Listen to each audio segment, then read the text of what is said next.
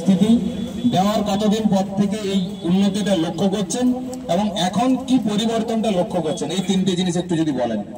এটা 18 তারিখে স্প্রে করা হয়েছে। 18 তারিখের পরে এখানে আর কোনো স্প্রে করা হয়নি। আচ্ছা, এটা 7 দিন বাদ থেকে একটু বোঝা যাচ্ছে। 7 দিন বাদ থেকে বোঝা যাচ্ছে। কি বুঝতে পারছেন? একটু পাতাগুলো সবুজ সতেজ, আর কিছু? আর গাছে একটু বাড়তি আছে। গাছের বাড়তি আছে। তো 18 তারিখ পরে কটা বৃষ্টি চলে গেছে? 3টে। বড় বড় বৃষ্টি? হ্যাঁ, বড় বড় বৃষ্টি। তো আপনারা যেমন শুনলেন, দেখতে পেলেন যে এখানে 18 তারিখে দেওয়ার পরও অনেক বৃষ্টি খেয়েছে গাছটা, তা সত্ত্বেও ওই পাশের তুলনায় অনেক ভালো ডেভেলপমেন্ট নিয়েছে এবং ওনার কপিটা খুব ভালো শেপে আছে, তাই তো?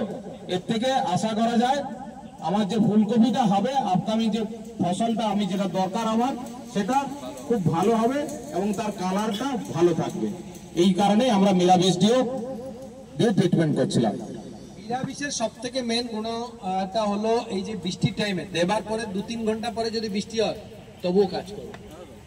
2 থেকে 3 ঘন্টা